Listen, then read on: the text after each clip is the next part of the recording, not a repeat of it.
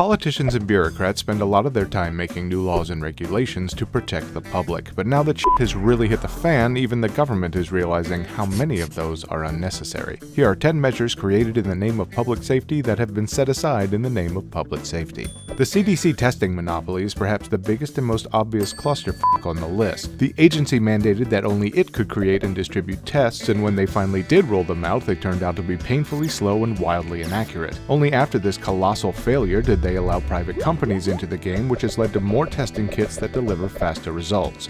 If only that had happened months ago. HHS is issuing a regulation today that will allow all doctors and medical professionals to practice across state lines. That is fantastic news, except for the fact that HHS doesn't have that kind of authority. Each state has jurisdiction over who can practice there. Not surprisingly, HHS has been pretty quiet about the issue, but at least some states have waived restrictions, making it easier for doctors to be doctors. You know things are serious when the TSA is easing stupid restrictions. Since 2006, the agency said that having more than 3.4 ounces of liquid in a container was super dangerous on airplanes, but now that actual danger is around and no one is flying, hand sanitizer in 12-ounce bottles is A-OK.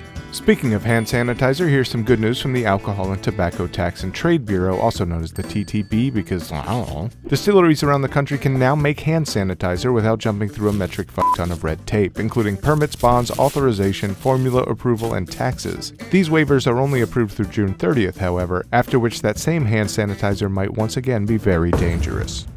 Anyone who makes or sells alcohol is well versed in ridiculous and counterproductive regulation, but with the crushing blow social distancing brings to restaurants, at least one strip of red tape is being snipped. State and local governments are lifting bans on alcohol home delivery, which is welcome news to bars, restaurants, and anyone stuck at home paying attention to the news. The FDA has been easing a bunch of restrictions, including relaxing rules on ventilator manufacturing, allowing pharmacists to make hand sanitizer, declaring previously unapproved respirators as totally safe now, allowing outside groups to make diagnostic tests, easing access to antiviral drugs, allowing the use of medical devices that remotely measure vital signs, and allowing veterinarians to utilize telemedicine, which was previously prohibited because, I don't know.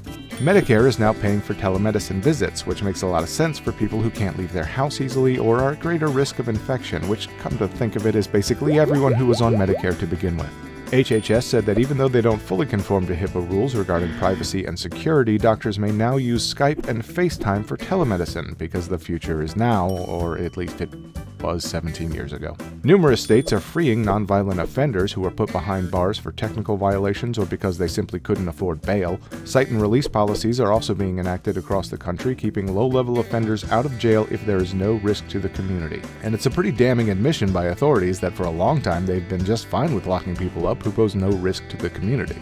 And plastic bags are back, baby. After a hot and heavy fling with reusable grocery bags, politicians are waking up to realize that canvas totes have a secondary function as microbial party buses. So what once was banned is now required, and vice versa. In the name of public safety, subject to change.